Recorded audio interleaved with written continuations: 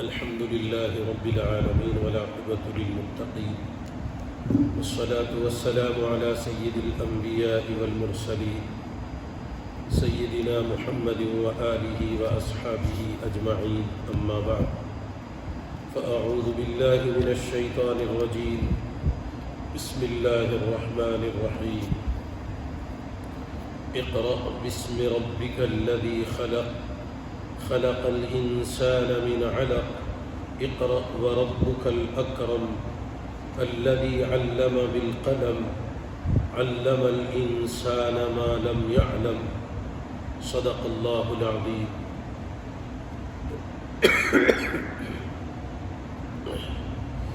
محترم دوستو، بزرگوں، بھائیوں،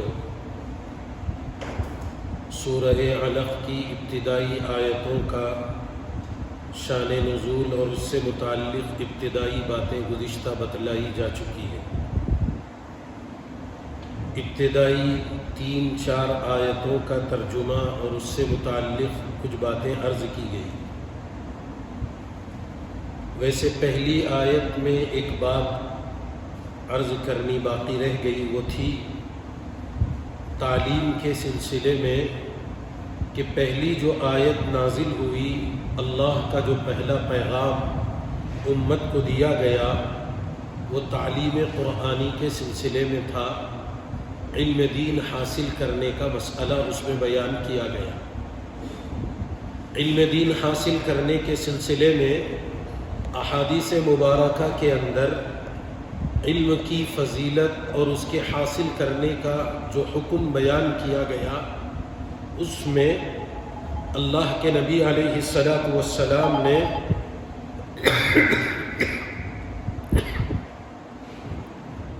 اللہم صلی علی محمد وعلی آل محمد وبارک وسلم. تو ابتدائی آیت میں اللہ تبارک و تعالی نے تعلیم کا ذکر فرمایا. تو حدیث مبارکہ کی روشنی میں ایک حدیث ہے جو ہم سب کے لیے اس تعلیم کی طرف رہبری کرتی ہے، اور وہ ہے طلب العلم فریضۃ علی کل مسلم، اور ایک روایت میں وہ مسلمۃ آیا. علم دین کا حاصل کرنا ہر مسلمان پر فرض ہے. یہاں اقرأ کے ذریعے سے تعلیم کا حکم دیا گیا، لیکن اس تعلیم میں اس فرض والی تعلیم کی طرف اشارہ کیا گیا، اور یہ حکم دیا گیا ہر مسلمان کو اپنے اعتبار سے احکامات خداوندی کا جاننا فرض ہے. یعنی اتنا علم حاصل کرنا ضروری ہے جس سے ہماری دنیاوی ضرورتیں پوری ہو جائے، ہماری آخرت کی ضرورت پوری ہو جائے. اتنا علم حاصل کرنا تو ہر مسلمان پر، مرد ہو یا عورت، اللہ کی طرف سے فرض قرار دیا گیا. اس کے ذریعے سے یہ بات بتلائی گئی کہ علم دین کا حاصل کرنا اپنے اپنے شعبے کے اعتبار سے، ہم جس شعبے میں رہتے ہیں، مثلا ایک آدمی تاجر ہے، تجارت کے شعبے میں زندگی گزارتا ہے، ایک ڈاکٹر ہے، ڈاکٹری کا پیشہ کرتا ہے، اور ایک آدمی انجینئر ہے، انجینئرنگ کا پیشہ کرتا ہے، اور کوئی لائر ہے تو اپنی لائر والی پیشے میں رہتے ہوئے جس پیشے میں انسان رہتا ہے اس پیشے کا علم حاصل کرنا اس پر فرض ہے. حضرت عمر بن الخطاب امیر المومنین عمر رضی اللہ تعالیٰ عنہ کے بارے میں آتا ہے کہ وہ بازار میں گشت لگاتے، تجارت کرنے والوں سے ملتے اور ان سے پوچھتے تم تجارت تو کر رہے ہو لیکن تمہیں تجارت کے مسائل معلوم ہے کہ نہیں ہے؟ اور اگر معلوم نہ ہوتے تو حضرت عمر رضی اللہ عنہ کے بارے میں مشہور تھا کہ وہ کوڑے مارتے اور ان سے یہ کہتے کہ پہلے تم اس کے مسائل سیکھو پھر اس کے بعد تجارت کرو. عام طور پر آج کل دیکھا دیکھی ہمارے درمیان میں معاملات کا رواج تو ہو گیا. کوئی آدمی دیکھا کہ یہ تجارت اچھی ہے وہ کرنے لگ گیا، وہ تجارت اچھی لگی اس میں لگ گیا، کوئی وہ کام اچھا پسند آ گیا اس میں چلا گیا، کوئی یہ کام اچھا لگ گیا اس میں لگ گیا. لیکن اس کے مسائل کو ہم نہیں جانتے، اس کے مسائل کو معلوم نہیں کرتے. اللہ کی طرف سے جو پہلا پیغام امت کو دیا جا رہا وہ اسی تعلیم کا ہے کہ اپنے اپنے شعبے کا علم کم سے کم حاصل کرنا فرض ہے، اس لیے کہ تمام شعبوں کا علم ہر انسان کو سارے شعبوں کا علم حاصل کرنا ہر ایک کے بس کی بات نہیں ہے۔ ایک ہی آدمی ڈاکٹری کے مسائل جانے، انجینئرنگ کے مسائل جانے، اور بھی دیگر تجارت کے مسائل کو جانے، کاشتکاری کے مسائل کو جانے، تمام شعبوں کا علم حاصل کرنا آسان نہیں ہے، لیکن ہر آدمی کو اپنے اپنے شعبے والا علم حاصل کرنا یہ آسان ہے۔ لہذا کوئی تاجر ہے، اس کو چاہیے کہ اپنی تجارت کا علم حاصل کرے، معلومات حاصل کرے، صحیح تجارت کرنے پر کیا فائدہ ہے، اللہ کی طرف سے کیا وعدے ہیں، صحیح معنوں میں سچی تجارت کرنے والوں کے لیے کیا کیا وعدے اللہ کی طرف سے کیے گئے۔ جیسے حدیث میں آیا التاجر الصدوق مع النبیین والصدیقین والشہداء، صحیح تجارت کرنے والا، صحیح تاجر، سچا جو تاجر ہوتا ہے وہ تو کل قیامت میں انبیاء، شہداء، صحابہ، تابعین، یعنی ان کے ساتھ اس کا حشر ہونے والا ہے۔ اسی طرح یہ بھی معلوم کر لینا چاہیے کہ تجارت میں اگر کوئی دھوکہ دیتا ہے، تجارت میں جھوٹ بولتا ہے، تجارت میں کوئی غلط بیانی کرتا ہے، اور کوئی مال یعنی غلط چیز کو صحیح چیز کے ساتھ ملا کر کے ملاوٹ والی تجارت کرتا ہے، اس کو بھی پتہ ہونا چاہیے کہ میرے اس عمل کا کیا اثر اور کیا نتائج اور اس کا کیا نتیجہ مجھے بھگتنا پڑے گا۔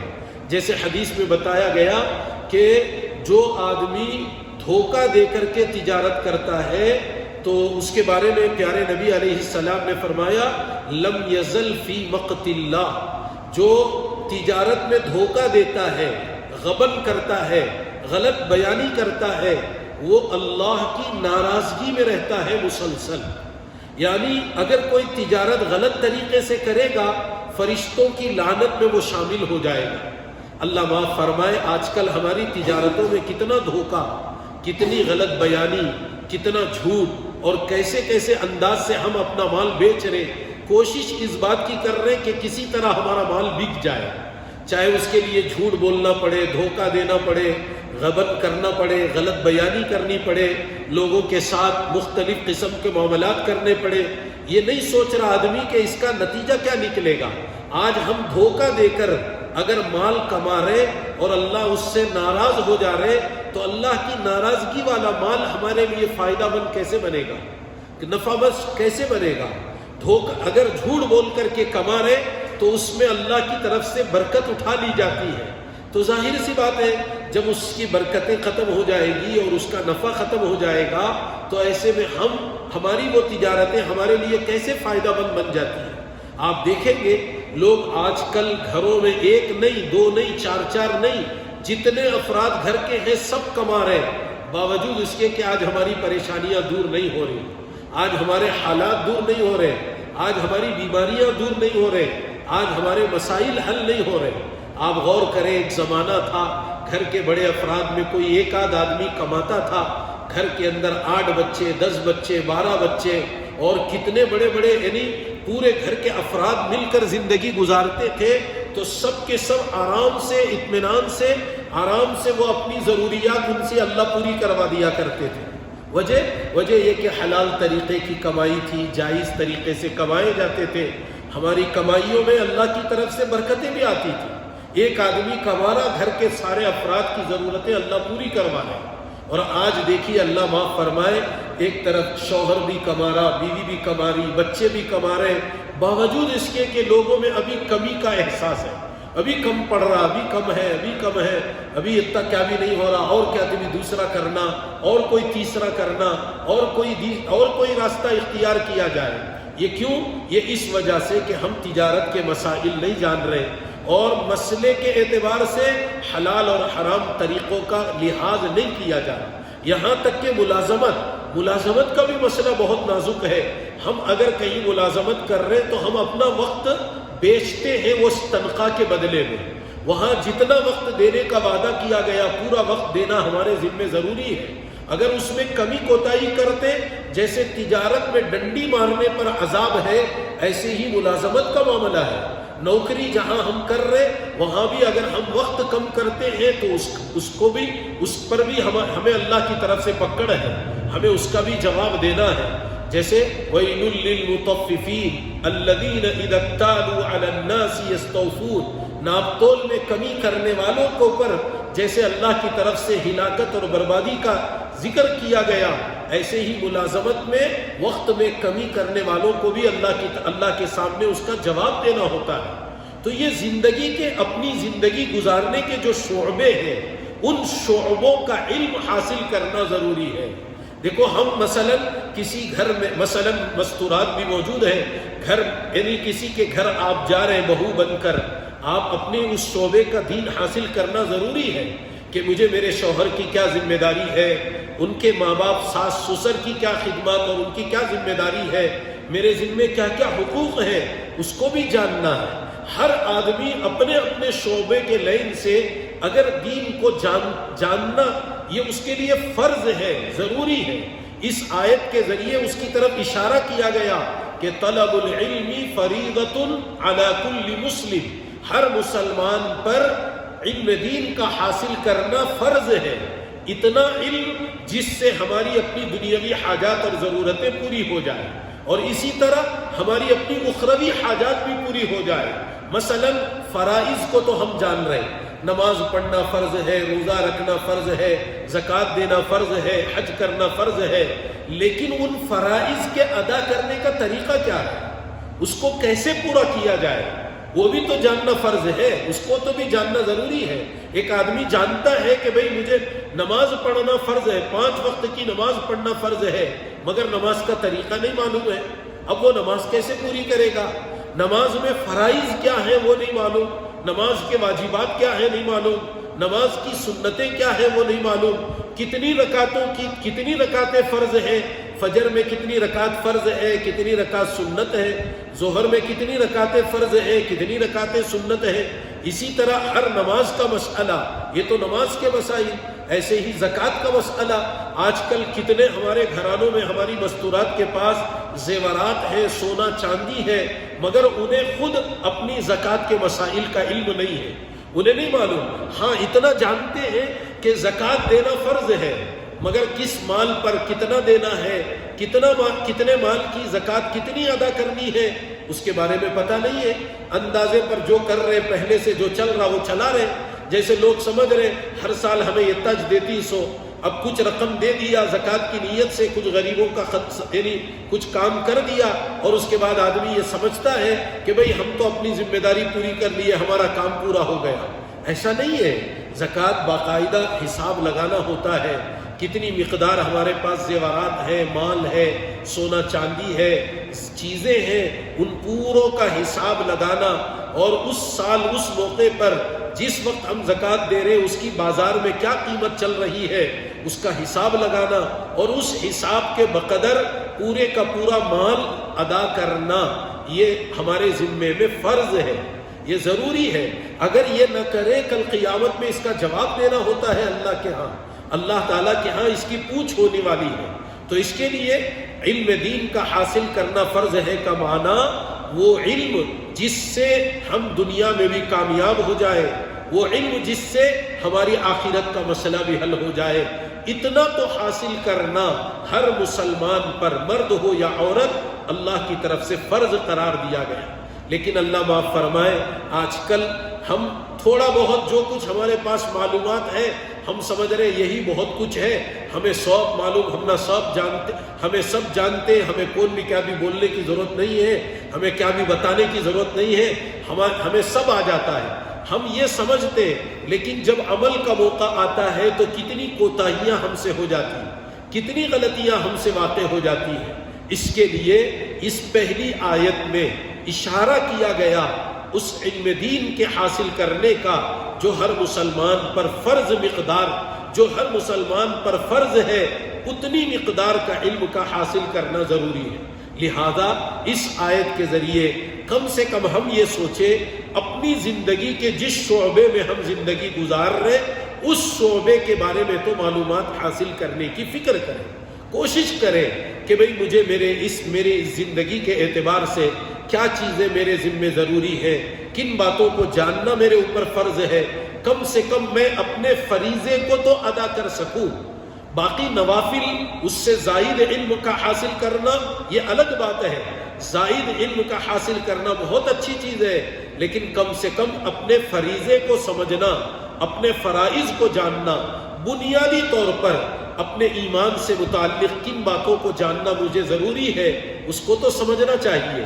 7 عقائد جو ہمارے بنیادی طور پر ایمان مفصل میں جس کا ذکر آیا ہے، ان کو کم سے کم جان لینا، نماز کے طریقے جاننا، نماز کے فرائض، واجبات، سنتیں، نماز سے پہلے وضو کا طریقہ، وضو کے فرائض، وضو کے واجبات، نماز سے پہلے جو پاکی وغیرہ کے مسائل ہیں ان کو جاننا ضروری ہے، اور اسی طرح زکوٰۃ کے مسائل کو جان لینا، رمضان آتا ہے روزے کے مسائل کو جاننا، کتنی مستورات یا کتنے لوگ ایسے ہیں جن کے رمضان میں روزے قضا ہو جاتے ہیں، چاہے وہ شرعی عذر کی بنیاد پر ہی کیوں نہ ہو، لیکن بعد میں پھر کبھی اس کی قضا کرنے کا موقع ان کو نہیں یعنی وہ اس کو ضروری نہیں سمجھتے۔ حالانکہ جو رمضان میں روزے ہمارے چھوٹ جاتے، ہماری ذمہ داری ہے سال بھر میں وہ روزے قضا کرنا چاہیے۔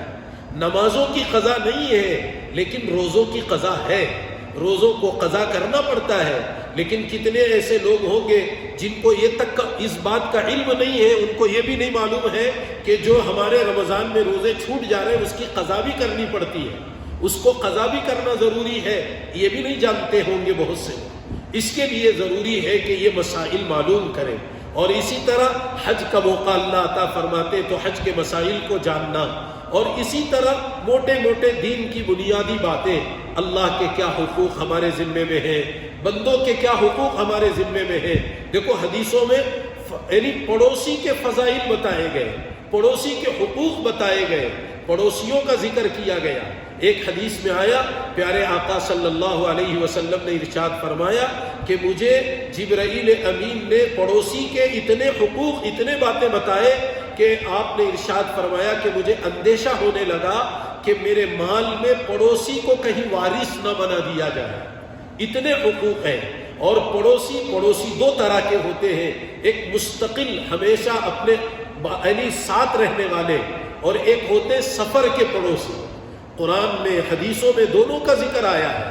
ایک جو اپنے گھر بار میں، گھر کے بازو میں کوئی آدمی رہتا ہے وہ ہمارا پڑوسی ہے، ہماری ذمہ داری ہے ہم اس کا خیال کریں، بیمار ہو جائے عیادت کریں، پریشانی میں ہو تو اس کی بیمار کرسی کریں، پریشانی کا حال، اس کی حالت کو معلوم کریں، اور اگر ہمارے گھر کوئی اچھی کھانے پینے کی اچھی چیزیں پکتی ہیں، ہماری ذمہ داری ہے تھوڑا سا کچھ اس کو بھی اس میں حصہ دے دیا کریں۔ یہ پڑوسی کے حقوق ہیں جو قرآن میں حدیث میں اس کا ذکر آیا ہے۔ حدیثوں میں یہاں تک بتایا گیا اگر تمہارے پاس پڑوسی کو دینے کے لیے زیادہ گوشت نہیں ہے، تمہارے پاس کم گوشت ہے، تھوڑا گوشت خرید کر کے لائے ہو، آپ نے ارشاد فرمایا 1 چمچہ پانی ہی بڑھا دو تاکہ سالن بڑھ جائے، تو اس میں سے کچھ شوربہ ہی اپنے پڑوسی کو دے دیا کرو۔ پڑوسی کے حقوق کو بتایا گیا، اس کا علم تو ہونا چاہیے۔ آج اللہ معاف فرمائے ہماری پڑوسیوں سے انبن رہتی، لڑائی جھگڑے رہتے، چھوٹی چھوٹی چیزوں کو لے کر کے نا اتفاقیاں ہو جاتی ہیں، عداوتیں بن جاتی، دشمنیاں پیدا ہو جاتی، حالانکہ ایک دوسرے کو ساتھ دینے کے لیے اڑوس پڑوس کے لوگ ہوا کرتے ہیں، بلکہ یہ تو وہ پڑوسی ہے جو مستقل ساتھ رہنے والے ہیں۔ قرآن پاک میں اللہ تعالیٰ نے رفیق سفر کا ذکر کرتے ہوئے وصاحب بالجنب کا تذکرہ فرمایا۔ کیا مطلب؟ مسافر کا ذکر کرتے ہوئے پیارے آقا صلی اللہ بلکہ قرآن مجید میں اللہ تعالیٰ نے صاحب بالجنب کا ذکر فرمایا کہ ایک پڑوسی وہ ہوتا ہے جو سفر کا ساتھی ہوتا ہے۔ آپ ریل میں سفر کر رہے ہیں، بس میں سفر کر رہے ہیں، ہوائی جہاز میں سفر کر رہے ہیں، وہاں بھی اپنے بازو میں کوئی رہتا ہے، فرمایا اس کے ساتھ بھی اچھے اخلاق سے پیش آؤ، اس کے ساتھ بھی حسن سلوک کرو، اس کے ساتھ بھی اچھا برتاؤ کرو۔ لڑائی جھگڑا اس کے ساتھ کرنا بھی اچھا نہیں ہے، حتیٰ کہ سواری میں دوسروں کے اگر حقوق ہیں اس کا بھی خیال کرنا ہماری ذمہ داری ہے۔ مثلا ٹرین میں ہم جنرل بوگی میں سفر کر رہے ہیں، ہم عام طور پر یہ کرتے ہیں، جلدی بھاگ کو جا کر اتنی لمبی سیٹ پکڑ لیتے، بستر بچھا لیا، وہاں ایک لمبی چوڑی کوئی دستی ڈال دیا، بیاگ رکھ دیا، 2-3 آدمی کی جگہ پکڑ کر کے بیٹھ گئے، کبھی لیٹ گئے، ہم خوش ہو رہے، میں بہت بڑی چالاکی کر لیا کہ دیکھو میں سب سے پہلے آ کر کے میں جگہ پکڑ لیا، میں یہ کر دیا، میں وہ کر دیا، اور بعد میں آنے والے لوگ کھڑے ہو رہے، ان کے کھڑے ہونے کا گناہ، اس کا وبال ہمارے ذمے میں آتا ہے اگر ہم اس کو دوسروں کو اس کی جگہ نہیں دیتے ہیں۔ حالانکہ ہم سمجھ رہے میں پہلے آیا، میں پہلے پکڑیا، ٹھیک ہے، مگر وہ جگہ آپ کی ایک آدمی کے بیٹھنے کی اس میں آپ کو اجازت ہے، ایک سے زائد آدمی کے زبردستی پکڑ کر آپ کو لیٹنے کی اجازت نہیں ہے، وہ عام لوگوں کی جگہ ہے۔ آپ کے ایک آدمی کے لیٹنے کی وجہ سے 2 آدمی کھڑے ہیں، وہ کھڑے ہونے والوں کو جو تکلیف ہو رہی اس کا ذریعہ آپ بن رہے ہیں۔ یہ قرآن اور حدیث میں، یہ علم میں یہ باتیں سکھائی گئی، یہ طریقہ سکھایا گیا، تو معلوم یہ ہوا ہے کہ اس لائن کا علم حاصل کرنا بھی ضروری ہے، دین کی موٹی موٹی بنیادی باتوں کو جانے، حقوق اللہ کیا ہے، حقوق العباد کیا ہے، بندوں کے کیا حقوق ہیں ہمارے ذمے میں، ہمارے اوپر پڑوسی کے کیا حقوق ہیں، اپنے رشتہ داروں کے کیا حقوق ہیں، ماں باپ کے کیا حقوق ہیں، بھائی بہنوں کے کیا حقوق ہیں، ان کو جاننا ضروری ہے۔ آج کل اللہ معاف فرمائے، ہم اپنے آپ میں تو یہ سمجھ رہے ہمیں سب معلوم ہے، جبکہ کچھ نہیں معلوم رہتا ہے، باوجود اس کے کہ اپنے آپ کو تسلی دیتے ہیں، لیکن جب یہ ساری تفصیلات میں جائیں گے تب پتہ چلے گا ہمیں کیا معلوم ہے کیا نہیں معلوم ہے۔ لہذا یہ پہلی آیت میں اللہ کی طرف سے امت مسلمہ کو یہ پیغام دیا گیا ہے کہ تمہارے اوپر علم دین کا حاصل کرنا فرض ہے، کم سے کم اتنا علم حاصل کرے جس سے تمہاری اپنے شعبہ زندگی میں دین زندہ ہو جائے، کم سے کم اتنا علم حاصل کرنا ضروری ہے جس سے اللہ تمہاری دنیا بھی بنا دے، تمہاری آخرت بھی بنا دے۔ بہرحال علم سے متعلق اور بھی باتیں تو ہیں، لیکن آگے کی آیت میں کچھ باتیں آپ سے عرض کرنا ہے۔ اسی علم حاصل کرنے کے ذرائع میں اللہ کی طرف سے ایک ذریعے کا ذکر کیا گیا، جس کو اللہ تعالیٰ آگے فرما رہے، الذی علم بالقلم، اللہ کی ذات وہ جس ذات نے تمہیں قلم کے ذریعے علم سکھایا۔ دیکھیے علم حاصل کرنے کے جو ذرائع ہیں ان میں سے قلم ایک بہت بڑا ذریعہ ہے، بلکہ ایک سورت نازل کی گئی 29ویں پارے میں جس کا نام ہی سورۃ القلم، سورہ قلم رکھا گیا۔ قلم کے نام سے ہی سورت رکھی گئی۔ اب سوال یہ پیدا ہوتا ہے کہ الذی علم بالقلم کا کیا معنی؟ قلم کے ذریعے سے دیکھو اللہ تبارک و تعالیٰ کا نظام ہے، دنیا میں علوم حاصل کرنے کا طریقہ یہ ہے کہ ہم کچھ نوشتہ چیزوں کو پڑھ کر علم حاصل کرتے ہیں۔ ہم میں سے جو بھی یہاں بیٹھے ہیں، ہمارے علم حاصل کرنے کا طریقہ کیا بنا ہوگا؟ سب سے پہلے شروعات میں ہمارے ماں باپ نے ہمیں مکتب میں لے جا کر کے چھوڑا، مدرسے میں چھوڑا، کہیں بھی کسی بھی جگہ جا کر کے ہم پڑھنے کے لیے گئے ہوں گے، کوئی نہ کوئی کتاب ہم اپنے ساتھ لے کر کے گئے ہوں گے، اس کتاب میں کچھ نہ کچھ لکھا ہوا ہوگا، چاہے اس میں اعوذ باللہ من الشیطان الرجیم، بسم اللہ الرحمن الرحیم، یا وہاں سے الف با تا سا جو بھی لکھا ہوا ہوگا۔ دیکھو تعلیم حاصل کرنے کا طریقہ یہ کہ ہم کوئی نہ کوئی نوشتہ لکھا ہوا جس میں کچھ نہ کچھ لکھا گیا ہوگا، وہ لکھی ہوئی چیزوں کو ہم پڑھتے ہیں، استاد ہمیں پڑھاتے ہیں۔ جیسے ہم پہلی مرتبہ جا کر کے بیٹھے، استاد کہیں گے کہ پڑھو بیٹا اعوذ باللہ من الشیطان الرجیم، اب اتنا لمبا نہیں آ رہا تو استاد کہیں گے اعوذ، پھر ہم کہیں گے اعوذ، وہ کہیں گے باللہ، پھر ہم کہیں گے باللہ، تو پھر وہ من الشیطان، پھر ہم کہیں من الشیطان، یعنی ایک ایک لفظ جوڑ جوڑ کر کے ہی صحیح۔ جب ہم تھوڑا بہت پڑھنے کے قابل ہو جائے پھر وہ کہیں گے اعوذ باللہ، ہم کہیں گے اعوذ باللہ من الشیطان، پھر اس کے بعد آخر تک الرجیم تک پڑھاتے ہیں۔ لیکن استاد جو سکھا رہے کتاب میں دکھائیں گے کہ بیٹا یہ پڑھو، اس کو الف کہتے ہیں، یہ پڑھیے، اس کے بعد یہ با، اور یہ پڑھیے یہ ہے تھا، اور یہ ہے سا، یہ سب قلم سے لکھا گیا ہوتا ہے۔ یہ جو الف با تا سا جو بھی ہوگا کتابوں میں جو بھی چیزیں لکھی گئی، قرآن شریف لکھا گیا، یہ تو قلم سے لکھا گیا، اور اس قلم کے ذریعے سے اللہ نے بندوں کو لکھنا پڑھنا سکھایا۔ لیکن غور کرنے کی بات یہ کہ اللہ کی شان، اللہ کی قدرت، اللہ کا نظام، یہ اصطلاحات کس نے طے کر لی؟ الف کو الف کس نے بتایا؟ با کو با کس نے بنایا؟ تا کو تا پڑھنے کا طریقہ کس نے سکھایا؟ سا کو سا بولنے کا طریقہ کس نے سکھایا؟ جبکہ ہم اور آپ جانتے اللہ کے نبی علیہ السلام پر جب یہ وحی آئی، آپ نے تو کسی سے لکھنا پڑھنا بھی نہیں سیکھا ہے۔ اللہ کی طرف سے جو آیتیں آپ کو پڑھوائی گئی آپ نے پڑھ کے سنا دیا، مگر یہ اللہ کی قدرت ہے۔ اللہ نے اپنی قدرت سے لوگوں میں یہ اصطلاحات کا مزاج پیدا کروا دیا۔ ہر انسان میں فطرت اسلام اللہ نے بنائی ہے۔ آپ سوچئے، بہت سے بچے جب قرآن ان کو پڑھائے، آپ فر فر فر پڑھتے چلے جائیں گے۔ کیسے ان میں وہ طاقت پیدا ہو گئی پڑھنے کی؟ کس نے ان کو سکھایا؟ کس نے ان کو بتایا؟ یہ من جانب اللہ ہوتا ہے، یہ اللہ کی طرف سے لوگوں کے دلوں میں یہ باتیں ودیعت کر دی جاتی اور یہ چیزیں رکھی جاتی۔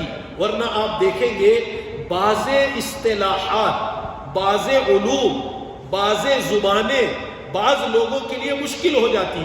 ایک آدمی پڑھنا لکھنا سیکھتا ہے، شروع کرتا ہے، پڑھتے پڑھتے وہ کہتا ہے کہ نہیں صاحب یہ زبان میں نہیں پڑھ سکتا، کنڑ میرے لیے مشکل ہے، تمل سیکھنا میرے لیے مشکل ہے، فلاں زبان میرے لیے مشکل ہے۔ لیکن بعض زبانیں اس کے لیے آسان ہو جاتی ہے۔ جب وہ لکھنا پڑھنا شروع کیا، اس نے انگریزی لکھنا پڑھنا شروع کیا تو وہ ایک دم سے صاف ترتیب پر لکھنا پڑھنا شروع کر دیتا ہے۔ آپ بتائیے یہ قدرت کس نے پیدا کی اس کے اندر؟ یہ نظام کہاں سے آیا؟ یہ اللہ کی قدرت ہے۔ یہی مطلب ہے الذی علم بالقلم، وہ ذات جس نے قلم کے ذریعے سے تمہیں تعلیم دی، علم سکھایا، تمہیں پڑھنے کا طریقہ معلوم کروایا۔ اور آپ غور کریں، ہم نے جو الف با تا سا کی اصطلاحات بیان کی اور ان کو جوڑ جوڑ کر کلمات بنائے اور ان کلمات کو الگ الگ انداز میں اس کو پڑھنا شروع کیا، لیکن یہ ساری اصطلاحات اللہ نے اپنی قدرت سے لوگوں کی طبیعتوں میں، ان کے مزاجوں میں وہ چیز پیدا کر دی۔ ورنہ دیکھیے بہت سے لوگوں کے لیے علوم کا حاصل کرنا آسان ہوتا ہے، بہت سے لوگوں کے لیے مشکل بھی ہو جاتا ہے۔ لوگ سمجھتے ہیں کہ بھئی یہ ہمارے بس کی بات نہیں ہے، یہ کام ہم نہیں کر سکتے ہیں۔ یہ بات کیوں؟ یہ من جانب اللہ ہوتی ہے۔ تو لہذا یہاں اللہ تبارک و تعالیٰ نے خاص کر علم کے ذرائع میں اس قلم والے ذریعے کا ذکر فرمایا اور یہ کہا الذی علم بالقلم، اس ذات نے، یعنی پڑھیے اس رب کے نام سے، اس کریم رب کے نام سے جس نے دنیا میں لوگوں کو قلم کے ذریعے علم سکھایا ہے۔ اللہ کے نبی علیہ السلام کو بتایا جا رہا کہ نبی جی آپ قرآن پڑھنا شروع کر دیجئے، اللہ آپ سے پڑھوا دیں گے، اس لیے کہ اللہ نے قلم کے ذریعے سے دنیا میں ایک نظام، دنیا میں علوم کے چلائے ہیں۔ آپ دیکھیں گے حضرت موسیٰ علیہ السلام کو صحیفے دیے گئے، حضرت ابراہیم علیہ السلام کو صحیفے دیے گئے۔ صحیفے کا کیا مطلب ہوتا ہے؟ صحیفے کا مطلب، صحیفہ کہتے ہیں کوئی، یعنی ایسا کاغذ جس میں کچھ نہ کچھ لکھا گیا ہو، اسی کو کہتے ہیں نوشتہ موجود ہو، لکھی ہوئی چیزیں، اور قلم کے ذریعے لکھ کر کے لوگوں کو پڑھانا، لوگوں کو علم حاصل کروانا، یہ محض اللہ کی قدرت ہے، اللہ کی شان ہے، ورنہ بندوں کے بس کی بات نہیں تھی علوم حاصل کرنا۔ اس لیے کہ ہر زبان کی الگ الگ اصطلاحات ہوتی، ہر زبان کی الگ الگ اپنا اپنا انداز ہوتا، ہر ایک کا اپنے تحریر کا انداز الگ الگ ہوتا ہے۔ آپ دیکھیں گے کنڑ میں لکھے جانے والے حروف کی ترتیب الگ ہے، تیلگو میں لکھی جانے والی الگ ہے، تمل کے حروف الگ ہے، اردو کے الگ ہیں، عربی کے الگ ہیں، انگریزی کے الگ ہیں۔ کتنی زبانیں دنیا کے اندر پائی جاتی، ہر زبان کی تحریر الگ ہے، لیکن اللہ تعالیٰ کی شان ہے ہر زبان والوں کو ان کی زبان کی اصطلاحات اللہ ان کو سمجھا دیتے ہیں، اللہ ان کو آسان کر دیتے ہیں۔ بظاہر ہمارے لیے دوسری زبانیں مشکل نظر آتی ہیں، مگر ان زبان والوں سے پوچھئے ان کے لیے وہ آسان ہے، ہماری زبان مشکل ہے۔ عربی زبان کا حاصل کرنا ہر ایک کے بس کی بات نہیں ہے، لیکن اگر کوشش کرے آدمی محنت کرے تو اللہ اس کے لیے آسان کر دیتے ہیں۔ تو بہرحال اس آیت میں اللہ تبارک و تعالیٰ نے الذی علم بالقلم کے ذریعے بتایا کہ اے نبی جی آپ پڑھیے اس رب کے نام سے جس نے قلم کے ذریعے سے آپ کو علم سکھایا۔ آگے کی بات ہے، پھر آگے اس کے بعد کہتے ہیں کہ علم الانسان ما لم یعلم، انسان کو اللہ نے وہ باتیں سکھائی جس کو وہ نہیں جانتا تھا۔ وہ نہیں جانتا تھا کا کیا معنی؟ کچھ بھی نہیں جانتا تھا، پیدائش کی تاریخ سے لے کر آگے بڑھنے تک کچھ نہیں معلوم، پیدا ہوتے ہی اسے کچھ نہیں معلوم کہ مجھے آگے کرنا کیا ہے۔ رونا بھی اللہ نے سکھایا ہے اس کو کہ تو رو کے بتا تاکہ تیری زندگی کا پتہ چلے لوگوں کو، تو رو کے بتا تاکہ تیری بھوک کا پتہ چلے تیرے ماں باپ کو، ورنہ اس کو تو وہ بھی نہیں معلوم تھا کہ مجھے کیا کرنا ہے۔ دنیا میں آنے کے بعد انسان کو اس کا بھی پتہ نہیں تھا۔ رونا سکھایا اللہ نے اس کو، اور اس کو بتایا اپنی زندگی کی علامت لوگوں کو بتانے کے لیے تجھے رونا پڑے گا، پھر وہ رویا ہے، ورنہ تو اس کو وہ بھی نہیں معلوم تھا۔ یہاں تک کہ آگے جب اس کو بھوک لگے گی، اگر کھانے پینے کا کچھ نظام بنے گا، وہ نظام کیسے چلانا ہے آپ بتائیے۔ چھوٹے پیدا ہوتے ہی بچے کو آپ سمجھائیں کہ بیٹا ذرا پانی پی لو، تھوڑا سا دودھ پی لو، تھوڑا سا یہ کر لو، تھوڑا یہ کھا لو، آپ لاکھ سمجھانے کی کوشش کریں، ہم ساری دنیا مل کر کے بھی اس پیدا شدہ بچے کو سمجھا پائیں گے؟